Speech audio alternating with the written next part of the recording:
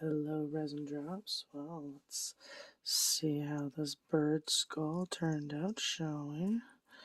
Let's try to get some peeled away around it and pop that out.